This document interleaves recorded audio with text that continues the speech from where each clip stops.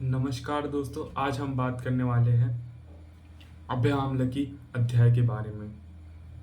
ठीक है, तो सबसे पहले इसमें एक डेफिनेशन आती है भेषज के पर्याय की।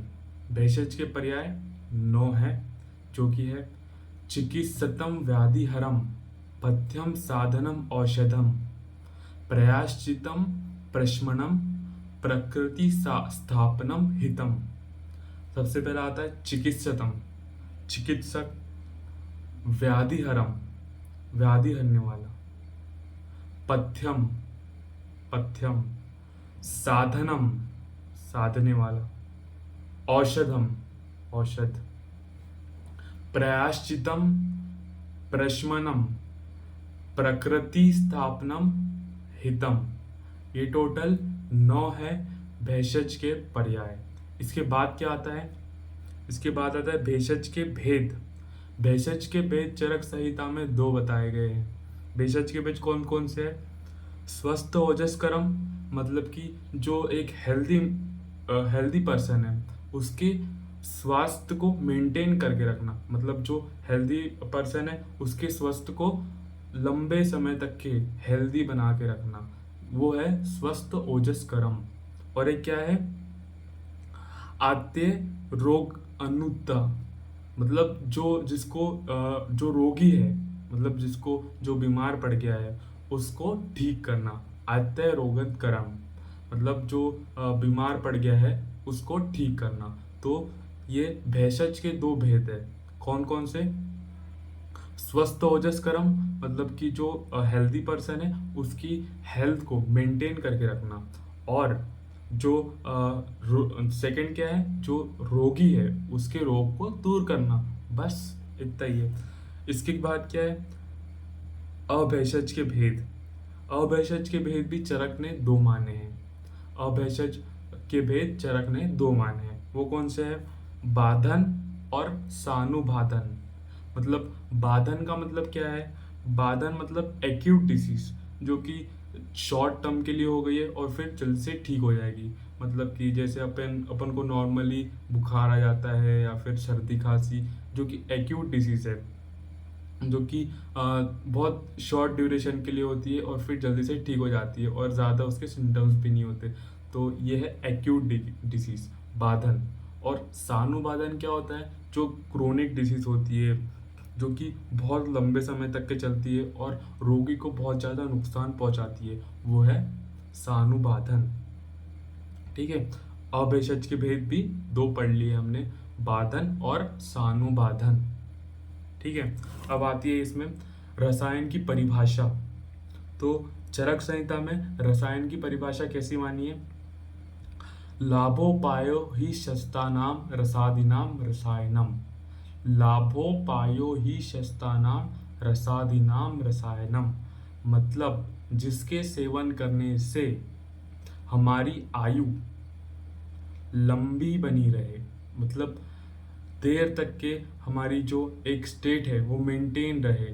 मतलब कि जैसे कि हमने पिछले बार बताया था कि जैसे कि हमें 37 ईयर की आयु हमको मेंटेन करनी है। प्राणकामी अध्याय में बताया था। प्राणकामी अध्याय वो तो एक ट्रिक थी याद करने की, लेकिन ये है कि जो हम चाहते हैं कि जो हमारी जो जवानी की एज है उसको मेंटेन करना चाहते हैं, तो इसके लिए हम रसायन का सेवन करेंगे। ठीक है, और ये भी है बुद्धि स्मृति, ये सब भी बढ़ाने के लिए हम रसायन का यूज़ करेंगे। ठीक है, तो रसायन के गुण की बात करते हैं हम इसमें। रसायन के गुण क्या बताए? स्वस्थ ओजस्करम यस्तु तद व्रशत तद रसायनम, जो कि ओज का वर्धन करे। ओज दैट इज हमारे इसमें अष्टम धातु मानी है, अष्टम धातु मानी है। ठीक है, ओज का वर्धन करे और वृश्य हो, जो कि हमारे स्पर्म काउंट को बढ़ाए। स्वस्थ ओजस्करम स्तु वृश्यम तद रसायनम, वो रसायन है। मतलब कि इस श्लोक में इनने इसके गुण बताए हैं और प्रॉपर तरीके से मोर डिटेल वे में। क्या होता है? स्वस्थ ओजस्करम, जो कि ओज का वर्धन करे और वृश्य हो, वृश्य मतलब जो स्पर्म काउंट को बढ़ाए, और मतलब ये है रसायन। ठीक है, रसायन के गुण पढ़ लेते हैं। दीर्घ आयु, स्मृति, मेधा, आरोग्य, तरुण वय। दीर्घ आयु मतलब मैंने आपको पहले बता दिया कि अपनी जो एज है उसको लंबी बनाए रखे, मतलब कि एक स्टेट है उसको मेंटेन करके रखे, दीर्घ आयु। स्मृति मतलब हमारी जो मेंटल जो एबिलिटी है, मतलब थिंक करने की, मतलब मेमोरी है उसको मेंटेन करके रखे। मतलब कि बहुत सारे लोगों का आपने देखा होगा कि जो बुढ़ापे में जाते हैं वो मतलब कि याद रखने की कैपेसिटी उनकी कम हो जाती है। लेकिन अगर हम रसायन का कंटिन्यू सेवन करते हैं तो आपकी जो स्मृति है वो भी मेंटेन रहेगी। स्मृति, मेधा, मेधा मतलब इंटेलिजेंसी, मतलब कि आपका दिमाग कितना तेज चल रहा है, दैट इज मेधा। आरोग्य, आरोग्य मतलब कि आपको कोई डिसीज नहीं होगी, मतलब आप डिसीज फ्री रहेंगे। आरोग्य। तरुण वय मतलब जो एक जवानी की एज है वो मेंटेन रहेगी, मतलब जवानी की एज तो नहीं रहेगी लेकिन उसके जो जैसे कि बाल बाल झड़ना नहीं हो, मतलब बाल नहीं झड़ेंगे, स्किन पे आपके ग्लो रहेगा, ये सब मेंटेन रहेगा। एज तो आपकी बढ़ेगी लेकिन ये जो सिम्टम्स है ये नहीं आएंगे। प्रभा, प्रभा मतलब जो एक पर्सन का ऑरा होता है। प्रभा मतलब कि एकदम से उसका एक ऑरा होता है वो मेंटेन। प्रभा। वर्ण, वर्ण मतलब जो स्किन पे जो ग्लो बताया मैंने आपको वो रहेगा, उसके मेंटेन रहेगा। देह, इंद्रिय, बल, परा मतलब कि जो इंद्रिय बल, इंद्रिय मतलब आपकी जो छह इंद्रिय है, मतलब कि आँख, कान, ये सब जो इंद्रिय है इनमें बल रहेगा, मतलब कि आपकी आंखें खराब नहीं होगी, आपको अच्छे से सुनाई आएगा, आपको अच्छे से दिखाई देगा, आपको स्मेल प्रॉपर आएगी, आपको जो टचिंग वाला सेंसेशन है स्किन पे वो प्रॉपर होगा। तो मतलब कि जो इंद्रिया है आपकी बहुत अच्छे से काम करेगी अगर आप रसायन का सेवन करते हैं तो। वाक सिद्धि मतलब आप जो बोल दोगे, मतलब कि होता है ना कुछ लोग कि जिसने जो बोल दिया वो सच हो जाता है, तो वाक सिद्धि इसे बोलते हैं हम। वाक सिद्धि। प्रणति, कांति, लभते ना रसायनम। एक बार हम इसको और रिवाइज करते हैं। दीर्घ आयु, स्मृति, मेधा, आरोग्य, तरुण वय। दीर्घ आयु, स्मृति, मेधा, आरोग्य, तरुण वय। प्रभावर्ण स्वर, प्रभावर्ण स्वर, औदर्य, देह, इंद्रिय, बल, परम। ठीक है। वाक सिद्धि, प्राणी, कांति, लाभे ना रसायनम। ये हो गई रसायन के गुण। रसायन के भेद प्रयोग भेद से कितने हैं? रसायन के भेद प्रयोग भेद से दो होते हैं। आपने आईपीडी और ओपीडी तो सुना ही होगा, आप गए ही होंगे। तो रसायन के भेद प्रयोग भेद से मतलब कि एक बताया गया है कुटी प्रवेशिक रसायन और एक वातातापिक। कुटी प्रवेशिक रसायन मतलब आप इसको ऐसे देख सकते हैं, कुटी प्रवेशिक मतलब कि आईपीडी। आईपीडी दैट इज अब जहाँ पे पेशेंट एडमिट रहता है कुछ देर के लिए तो वो आईपीडी हो गया, मतलब उसको वहाँ पे रहना ही पड़ेगा, मतलब कि उसकी बहुत ज़्यादा केयर होगी आईपीडी में, इसलिए कुटी प्रवेशिक रसायन को श्रेष्ठ माना है। कुटी प्रवेशिक रसायन को वातातापिक रसायन से श्रेष्ठ माना है। वातातापिक मतलब कि जो ओपीडी होती है, मतलब कि पेशेंट दिखाने आया, उसने डॉक्टर को दिखाया, उसने पर्चा लिखवा लिया और वो चला गया, अपने घर चला गया, वातातापिक। ठीक है, कूटी प्रवेशिक और वातातापिक। इसके बाद जो कूटी कूटी जो बनानी है, जो कूटी प्रवेशिक रसायन में जो कूटी बनानी है उसकी दिशा कैसी होनी चाहिए? जो कूटी प्रवेशिक रसायन में जो कूटी है उसका जो गेट है, उसका जो गेट है वो पूर्व उत्तर की दिशा में होना चाहिए, नॉर्थ ईस्ट डायरेक्शन में उसका गेट होना चाहिए। ठीक है, मैंने ये तो बता ही दिया आपको कुटी प्रवेशिक रसायन मुख्य है, दैट इज श्रेष्ठ है वातातापिक रसायन से, बिकॉज उसमें आपकी प्रॉपर हिस्ट्री ली जाती है, मतलब प्रॉपर आप पे ध्यान रखा जाता है। ठीक है। प्रयोजन भेद से रसायन के प्रकार 3 है। प्रयोजन भेद मतलब कि उसका प्रयोजन क्या है, उसके भेद से रसायन के भेद 3 है। 3। ठीक है। काम्य, नैमित्य और अजास्त्रिक रसायन। काम्य रसायन, नैमित्य रसायन और अजास्त्रिक रसायन। काम्य रसायन में क्या है, स्वस्थ व्यक्ति में वयस्थापन, प्रभा, वर्ण, ये सब, मतलब कि काम्य रसायन किस में यूज करेंगे, जो स्वस्थ व्यक्ति है, मतलब कि जो ऑलरेडी हेल्दी है, लेकिन अपन को जो हेल्दी इंसान है उसकी जो हेल्थ है उसको लंबे समय तक के मेंटेन करके रखना है, उसमें हम काम्य रसायन देंगे। ठीक है। नैमित्य रसायन, नैमित्य रसायन किस में दे, कोई नैमित्य से दे रहे हैं हम। नैमित्य क्या है कि उसको कुछ व्याधि है, तभी तो हम उसको रसायन दे रहे हैं। तो सेकंड है नैमित्य रसायन, तो वो व्याधि को हरने के लिए हम जो रसायन का यूज कर रहे हैं, दैट इज नैमित्य रसायन। और अजास्त्रिक रसायन, अजास्त्रिक रसायन हम क्यों देंगे रोगी को, कि अगर जिसका धातु क्षय हो गया है, इन सब धातु क्षय और ओजवर्धन के लिए, मतलब कि किसी पेशेंट की हमें धातु को बढ़ाना है और उसके ओज का वर्धन करना है, तो हम उसे अजास्त्रिक रसायन देंगे। ठीक है। अजास्त्रिक रसायन के उदाहरण क्या हो सकते हैं, आम्ल की रसायन। आम्ल की रसायन तो बहुत नॉर्मल है, मतलब हम दे सकते हैं कि जिसका धातु क्षय हो गया हो और मतलब उसकी इम्यूनिटी बहुत वीक हो, बहुत जल्दी जल्दी उसे रोग हो जाते हैं, तो उसे हम आम्ल की रसायन दे सकते हैं।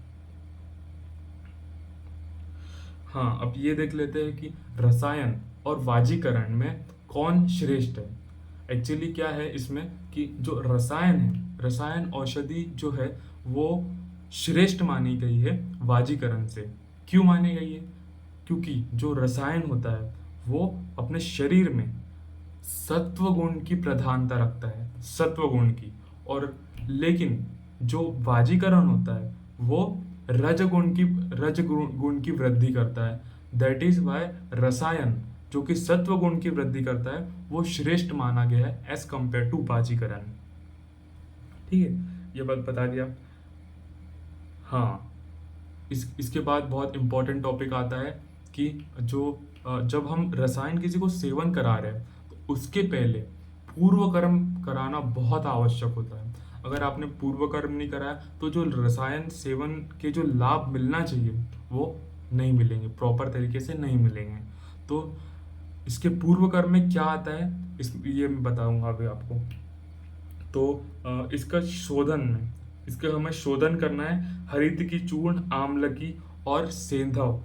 हरित की आम्लकी सेंधव, हरित की आम्लकी सेंधव, सोट, पिप्पली, गुड़, विडंग, वचा और हरिद्रा।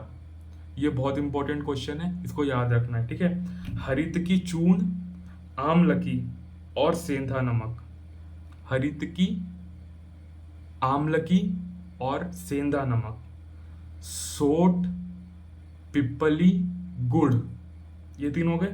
विडंग, वचा और हरिद्रा।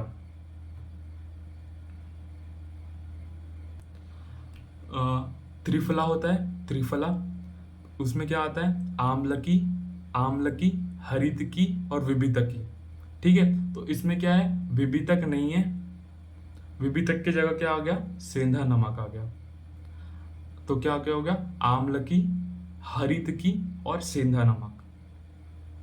ठीक है। अग्निदीपन के लिए हम क्या क्या यूज कर सकते हैं, पिप्पली, सोट और मरीच यूज करते हैं, पिप्पली, सोट और मरीच। तो यहाँ पे क्या है, पिप्पली है, सोट है, मरीच नहीं है। यहाँ पे मरीच की जगह आ गया गुड़। पिप्पली, सोट और गुड़, पिप्पली, सोट और गुड़, ये हो गया। विडंग, वचा और हरिद्रा ये कृमिनाशक होते हैं। विडंग, वचा और हरिद्रा कृमिनाशक होते हैं। ठीक है। इसके बाद हम आ जाते हैं इसके संसर्जन कर्म में। तो संसर्जन कर्म हमें कैसे कराना है इसके, तो हमें देखना है पहले कि इसकी शुद्धि किस टाइप से हुई है, प्रवर शुद्धि, मध्यम शुद्धि या फिर अवर शुद्धि। अगर हमारी इसकी प्रवर शुद्धि हुई है तो उसे हम 7 दिन तक संसर्जन कर्म कराएंगे, मध्यम शुद्धि में 5 दिन तक के, और अवर शुद्धि में हम इसे 3 दिन तक के संसर्जन कर्म कराएंगे। ठीक है। हरितकी के गुण, हरितकी के गुण में चरक चिकित्सा में श्लोक आया है, हरितकी पंच रसा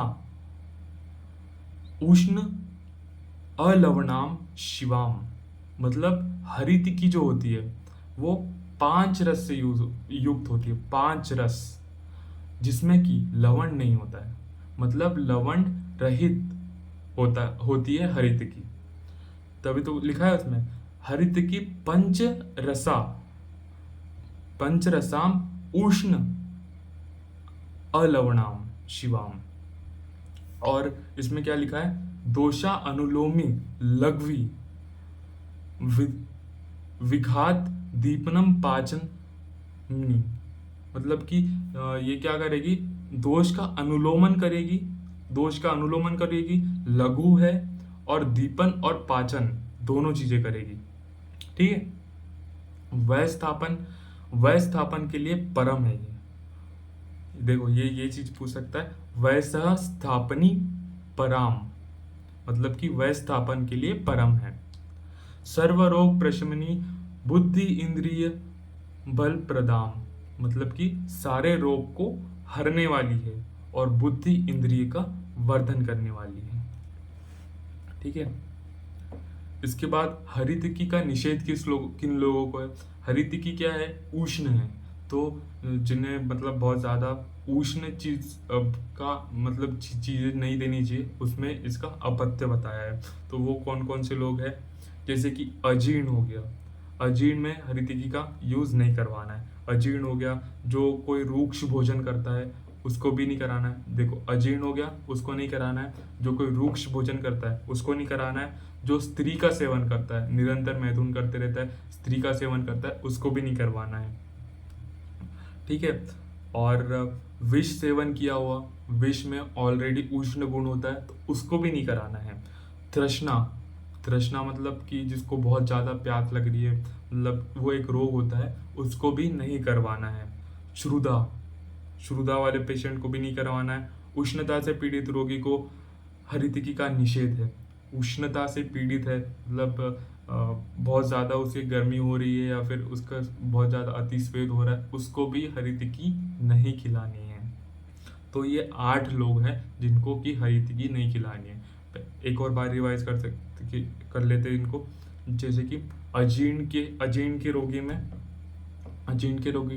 रूक्ष भोजी, मतलब कि जो रूक्ष भोजन का निरंतर सेवन करता हो, स्त्री सेवन करता हो, निरंतर मिथुन करता हो, स्त्री सेवन करता हो, मद सेवन मतलब कि जो निरंतर मद मतलब कि नशा वशा करता हो, मद का सेवन करता हो, इसको भी नहीं कराना है। विष का सेवन, विष में ऑलरेडी उष्ण गुण होता है, और इनको विष का अगर जिसने सेवन किया उसे भी हरितिकी नहीं खिलानी है। इसके बाद तृष्णा श्रुधा और कोई उष्णता से पीड़ित हो, तो ये ऐसे 8 व्यक्ति है जिनको हमें विष का सेवन नहीं करवाना है। ठीक है। हरितिकी और आम्लकी में क्या अंतर है। हरितिकी मैंने आपको पहले बताया थी, पंचरस होती है, पंचरस युक्त होती है। आम्लकी में भी 5 रस होते हैं। ठीक है। लेकिन जो हरितिकी होती है, हरितिकी उष्ण होती है, और जो आम्लकी होती है, आम्लकी आंवला दैट इज शीतवीर, आम्लकी आंवला शीतवीर है, और जो हरितिकी है वो उष्णवीर है। ठीक है।